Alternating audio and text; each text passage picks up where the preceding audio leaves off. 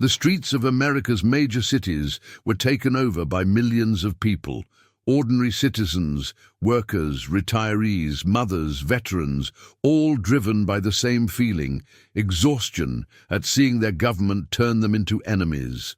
What unfolded was not an explosion of hatred, but a display of silent, disciplined, and remarkably peaceful strength. And curiously, that was what infuriated those in power the most.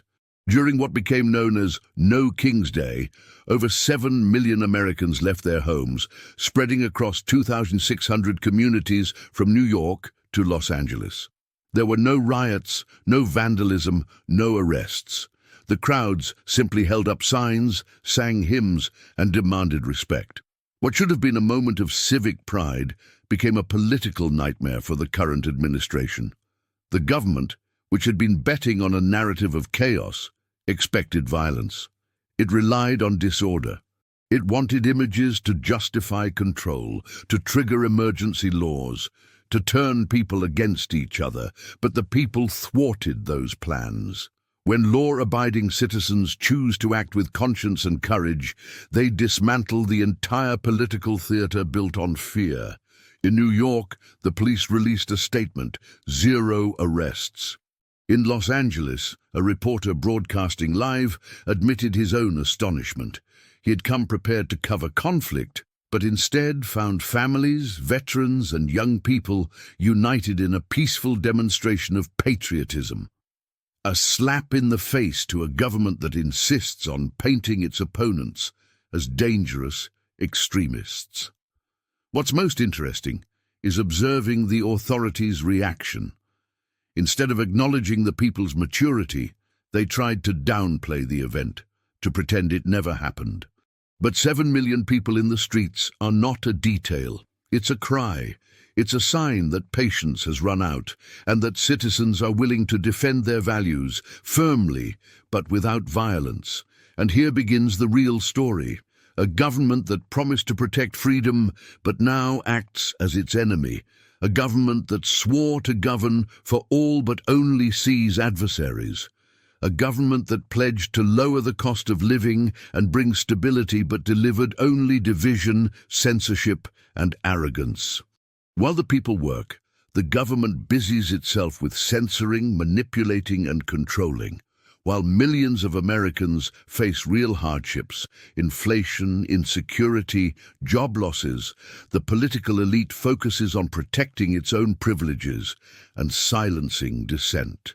No King's Day exposed exactly this, the chasm between what the people experience and what those in power pretend not to see.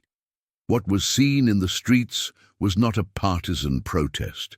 It was an act of moral resistance. People tired of empty promises, tired of speeches that try to divide families, tired of seeing their values ridiculed in the name of an agenda no one asked for.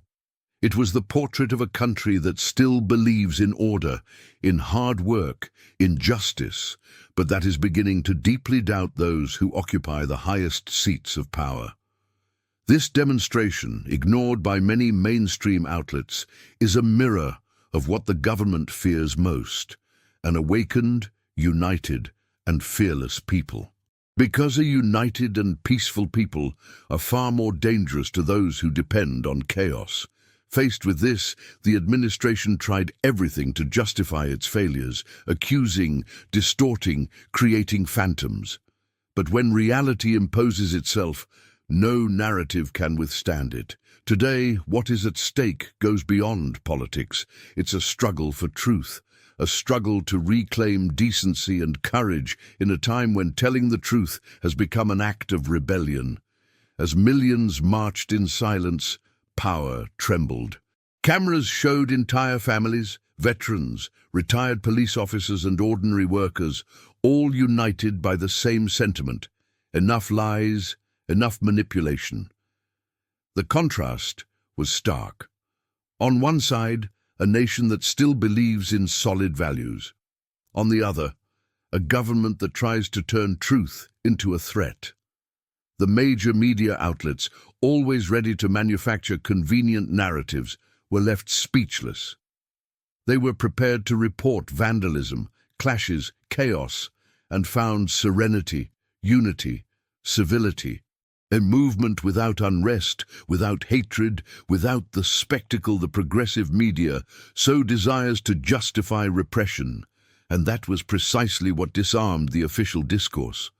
The government and its press didn't know how to handle the image of a people who refused to fall into the trap of violence. The truth is that the current government needs conflict. It needs discord to survive. It needs imaginary enemies to sustain its power. And when the people demonstrate maturity, when they show they won't be manipulated, the house of cards begins to crumble. That's what happened on No King's Day. Let's be honest. If there had been a single broken window, a single scene of chaos, it would have been exploited to the fullest. The government would have used it as a pretext to tighten laws, deploy troops, and strengthen control over citizens.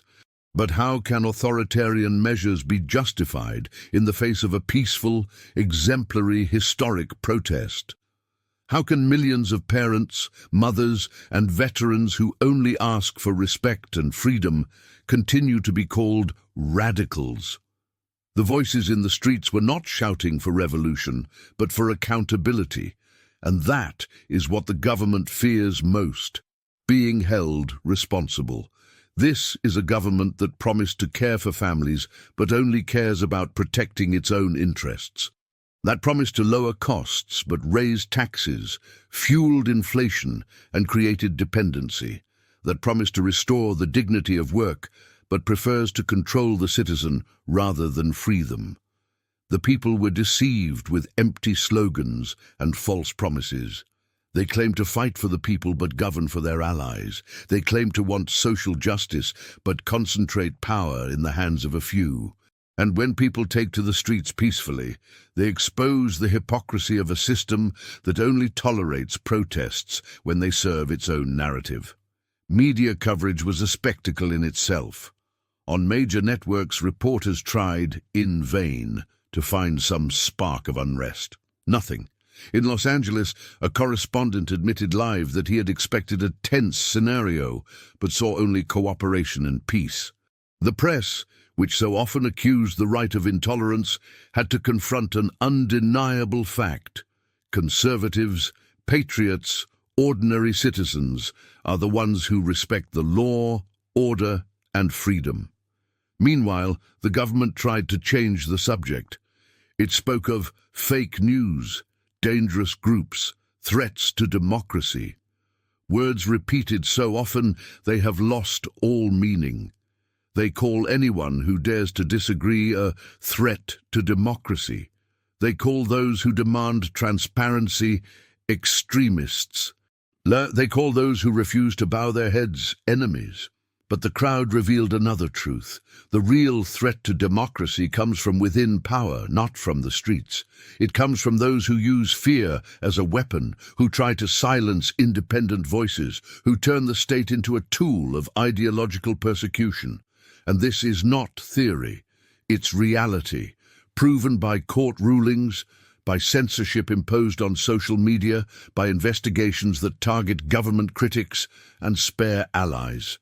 The peaceful protest became a mirror. It showed that there is a real country, a silent one, that works, pays taxes, supports families, and is tired of being treated as the villain. A country that can no longer bear to see politicians living in luxury while the people face high prices, unsafe streets, and broken promises. And that is the point. No King's Day was not just a march. It was an act of moral disobedience, a refusal to accept the role of subject.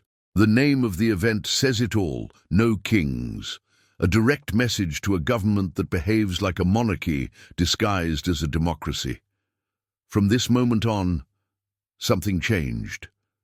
The people's silence turned into a message, patience turned into strength, and power realized that the strategy of fear no longer works. What we saw in the streets was much more than a political demonstration. It was a faithful portrait of a country waking from a long sleep, a country that for years believed in promises, trusted in well-rehearsed speeches, and endured abuses in the name of hope. But patience has run out, and no King's Day was the symbol of that silent but powerful enough. The government tried to shift the focus. It tried to paint the people as a threat, as a manipulated mob, as a dangerous group. But time revealed the opposite. Those who act with coherence, discipline, and love for their country are ordinary citizens, not the politicians in suits and ties. The images speak for themselves. Millions of people walking together, peacefully, for freedom, dignity, and justice. No vandalism, no clashes, no excuse for repression. Meanwhile, from above, the political elite watches in fear. Because when the people stop being afraid, power loses control. And that is the true nightmare for any authoritarian government, realizing that it no longer sets the tone of the narrative, that it no longer controls the sentiment of the streets. And that is exactly what happened. The empire of rhetoric began to crumble before the serene strength of the majority. This government, which thrives on creating imaginary enemies, was confronted by the serenity of those who only want to live in peace. The citizen who goes to work, pays their taxes, and supports their family does not want to be tutored, surveilled, or censored. They want respect. They want security. They want the government to return to being a servant, not a master.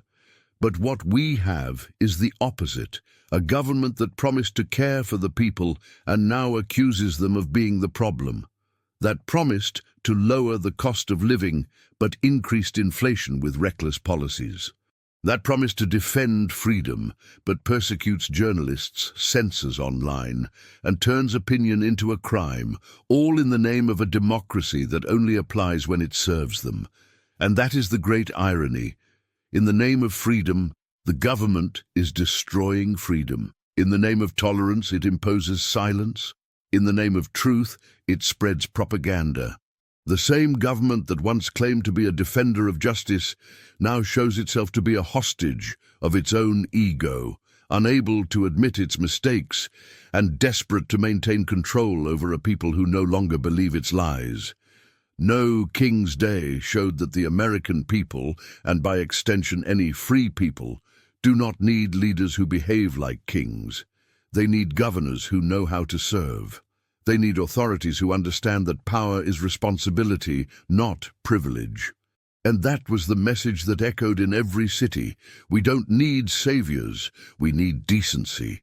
Politicians can continue hiding behind speeches, can try to censor, label, and manipulate. But truth has a power that no algorithm can erase, and when it resurfaces, the castle of lies collapses.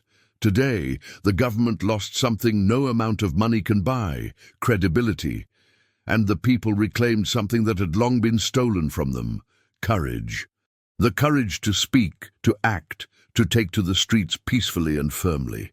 No King's Day will go down in history, not as a day of conflict, but as the moment when millions of citizens showed that it is possible to resist without violence, to fight without hatred, and to win without shouting. A day when patriotism silenced propaganda, and the message was simple, direct, and impossible to ignore.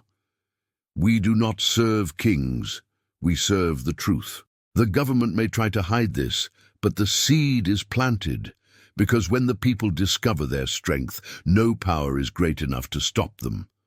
And what was seen in the streets was precisely that, the awakening of a nation that no longer accepts being governed by those who act as if they own it.